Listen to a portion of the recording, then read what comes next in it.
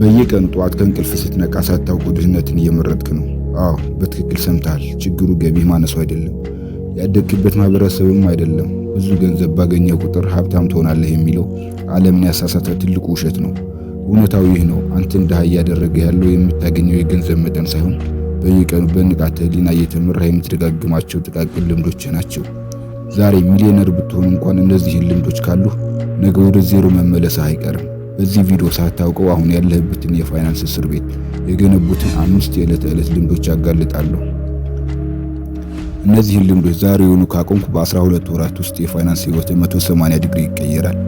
በተለይም አምስተኛውና የመጨረሻው ነጥብ እስክታይ ጠብቅ። ምክንያቱም 1% የሚሆኑትን እውነተኛ ሀብታሞች ከ99% ተራ ሰዎች የሚለየው ትልቁ የስነ ልቦና ሚስጥር እሱ ነው። ይህን ካላወቅ ሌላው ጥረት ሁሉ ከንቱ ነው። ልምድ 1 ከራስህ በፊት ለሌሎች መክፈል። ደሞዝህ እንደገባ ምን ታደርጋለህ? ለቤት ክራይ ትከፍላለህ፣ ለመብራት፣ ለኢንተርኔት፣ ለልብስ እና ለምግብ ትከፍላለህ። በመጨረሻም ለራስህ ምን ቀረ? ምንም።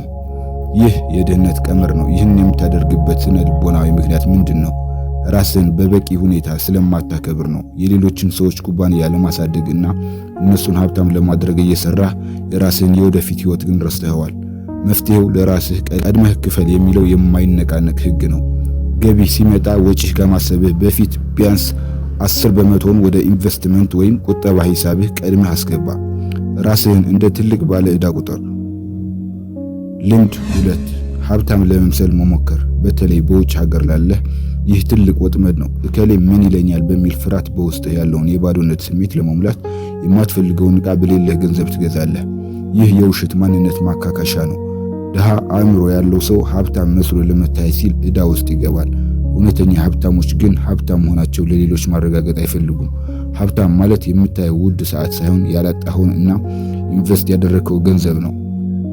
የፋይናንስ ነፃነትን የሚያጠፋው ግን ይህ ብቻ አይደለም። አብዛኛው ሰው እንደ ትክክለኛ መንገድ የሚያስበው ግን ገደል እየከተተው ያለ አንድ አደገኛ ልምድ አለ። እሱም ትንሽ ቆይቼ ያጋልጠዋለሁ። ልምድ 3 በአንድ የገቢ ምንጭ ብቻ መታመን። አብዛኛው ሰው በወር ደሞዝ ብቻ ይተማመናል። አእምሯችን በተፈጥሮ ምቾትን እና ደህንነትን ይፈልጋል። ወርሃዊ ደሞዝ ደግሞ ይህንን የውሸት የደህንነት ስሜት ይሰጠናል። ልክ እንደ አደንዛዥ ዕፅ የፋይናንስ ህመማችንን ያስረሳናል። ነገር ግን በአንድ የገቢ ምንጭ ብቻ የምትተማመን ከሆነ ከድህነት አንድ እርምጃ ብቻ ነው የራቀው። አንድ ያልታሰበ ቀውስ፣ አንድ የጤና እክል ወይም ከስራ መባረር ሙሉ ህይወትን ያፈራርሰዋል። መፍትሄው ደሞዝህን እንደ መነሻ ካፒታል መጠቀም ነው። አሁን ካለህ ስራ በተጨማሪ ሁለተኛ እና ሶስተኛ የገቢ ምንጭ ፍጠር። ገንዘብህ ሌሊት አንተ ስትተኛ እንኳ አብሮህ እንዲሰራ አድርግ።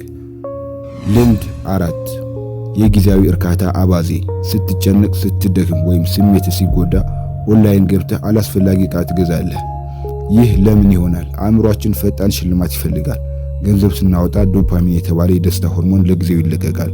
ግን ይሄ ስሜት ከጥቂት ሰዓታት በኋላ ይጠፋል።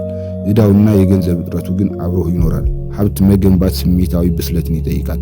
የዛሬን ትንሽ እና ጊዜያዊ ደስታ ለነገው ዘላቂ ነፃነት አሳልፎ የመስጠት ጥበብ ነው። አሁን ወደ 5ኛውና ህይወትህ ሙሉ በሙሉ ወደሚቀይረው ወደ ትልቅ የስነ ልቦና ሚስጥር ደርሰናል። 99% ሰዎች ለምን ድሃ ሆኖ እንደሚቀር የሚያሳየው ህግ። ዝግጁ ነህ? ልምድ 5 እና ትልቁ የድህነት ሰንሰለት። አምራች ከመሆን ይልቅ ተጠቃሚ ብቻ መሆን። አብዛኛው ሰው ህይወቱን ሙሉ የሚያሳልፈው የሌሎችን ሰዎች ምርትና ሐሳብ በመጠቀም ነው። በየቀኑ የሌሎችን ቪዲዮ ታያለህ፣ የሌሎችን ልብስ ትለብሳለህ፣ የሌሎችን መተግበሪያና ሶሻል ሚዲያ ትጠቀማለህ።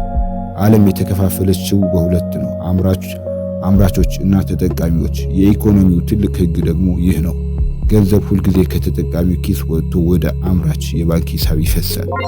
1% የሚሆኑት እውነተኛ ሀብታሞች አምራቾች ናቸው፣ ፈጣሪዎች ናቸው። የገንዘብ አስተሳሰብህ ሙሉ በሙሉ መቀየር ከፈለግ ከዛሬ ጀምሮ ራስህን ይህን ከባድ ጥያቄ ጠይቅ። ዛሬ ምን አምርቻለሁ? ወይስ የሌሎችን ስራ ብቻ ስትጠቀምና ስተች ዋልኩ?